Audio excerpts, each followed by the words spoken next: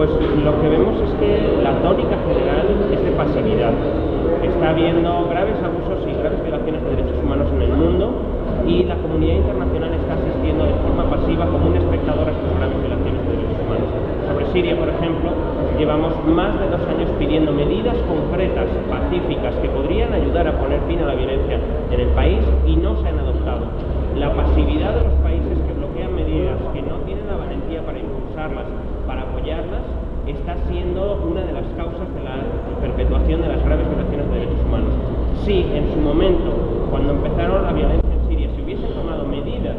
para evitar la escalada de la violencia, probablemente no estaríamos hablando de un conflicto abierto como estamos viendo hoy en día. ¿El caso de África? En África vemos que ha habido algunos avances en distintos campos, pero sin embargo continúa habiendo graves violaciones de derechos humanos, continúa habiendo discriminación. Se está en riesgo de aprobar legislación que es discriminatoria en varios países, por ejemplo, contra las personas homosexuales en Uganda, y de nuevo asistimos a una comunidad internacional que mira hacia el continente africano con ciertos intereses económicos, comerciales, pero con el total y absoluto desprecio por los derechos humanos de las personas que viven en África. Esto además se ve cuando asistimos a la política migratoria de la Unión Europea, que es una política que se basa en la exclusión, que se basa en no mirar hacia los verdaderos orígenes, las verdaderas causas de la migración de miles de personas que tienen que dejar sus hogares en distintos países de África para dirigirse hacia la Unión Europea, y que no solamente encuentran las puertas cerradas, sino que encuentran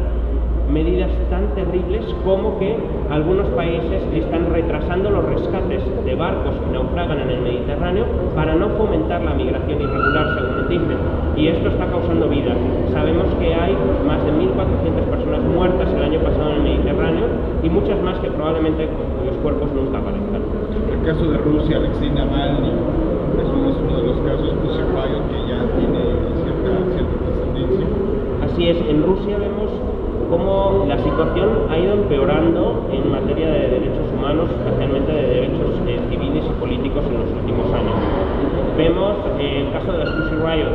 que ha sido muy simbólico en todo el mundo acerca de la represión a la libertad de expresión en Rusia, pero vemos también otras muchas medidas. En Rusia, en las últimas semanas, hemos asistido a entradas de la policía en la sede de la mayor parte de las organizaciones de derechos humanos del país, incluyendo la oficina de Amnistía Internacional,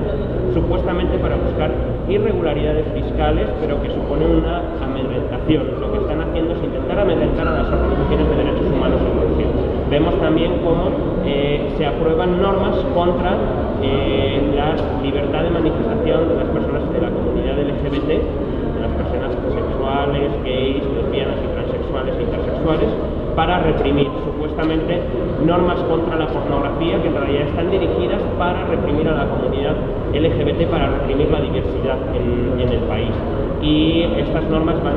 creciendo, se van aumentando, se están proponiendo multas para aquellas personas que se manifiesten, por ejemplo, un día como se sucede en muchos países, como el Día del Orgullo Gay, que se celebra en muchos países,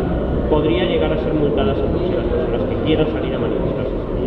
Cultura y derechos humanos en el caso de Francia, hay una gran oposición, una gran polarización en ese sentido de la pasión de los matrimonios gay. Hoy en día, en ese sentido, de la cultura y respeto a los derechos humanos, ¿cómo se está polarizando esto en Francia y qué se viene además? En Francia ha habido mucha resistencia, pero también ha habido un gran apoyo político y social a la igualdad, al matrimonio igualitario. Esto es algo que también hay que decir y también hay que señalar. Este impulso al matrimonio igualitario no sucede solo en Francia, lo estamos viendo en las últimas semanas en muchos países, cómo avanzan en Brasil, cómo avanzan en diferentes estados de Estados Unidos, y al final lo que sucede es que esta es una marea que va a ser imparable. Va a haber reacciones, va a haber resistencias, pero sabemos que la igualdad de derechos está ahí, es el objetivo por el cual llevamos luchando mucho tiempo y vamos a seguir luchando, y no es ninguna sorpresa. Más tarde o más temprano se va a terminar llegando a la mayor parte de los países del mundo, y es ahí donde creemos que es fundamental que nos mantengamos firmes y que nos mantengamos activos como sociedad civil para no permitir retrocesos en materia de derechos humanos. Este es un asunto de derechos humanos que debe de ser garantizado, y las resistencias que existen muchas veces deben de ser vencidas con pedagogía, explicando que verdaderamente el ampliar los derechos a una parte de la sociedad no está restando derechos a nadie, no está debilitando de ninguna manera los derechos de ninguna otra persona. Y eso es parte del discurso que debe de ser explicado para que realmente la sociedad en Francia, o en otros muchos países, entienda el verdadero significado del matrimonio igualitario. Avanza también en el caso de Inglaterra, sin embargo, está otro el endurecimiento de las políticas migratorias del Reino Unido, que de alguna manera está impactando y pareciera ser que esto pudiera tener un efecto en el lamentable atentado al militar británico. Así es, lo que vemos en Gran Bretaña no es exclusivo de Gran Bretaña, vemos un endurecimiento de las políticas migratorias en otros muchos países europeos y es una situación francamente preocupante. Podemos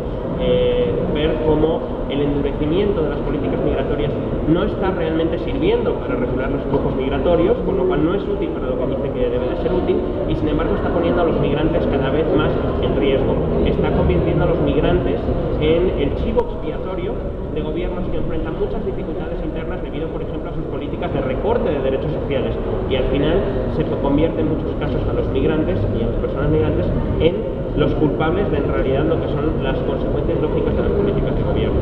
En el caso del atentado en Londres, como en el caso del atentado en Boston hace un poquito más de tiempo, lo que vemos son personas que están cometiendo actos terribles que deben de ser investigados y que deben de ser puestos ante la justicia. Y aquí, de nuevo, no se va a solucionar estos temas culpabilizando a todo un sector de la población, sino investigando efectivamente, encontrando a las personas responsables y llevándolas a la justicia.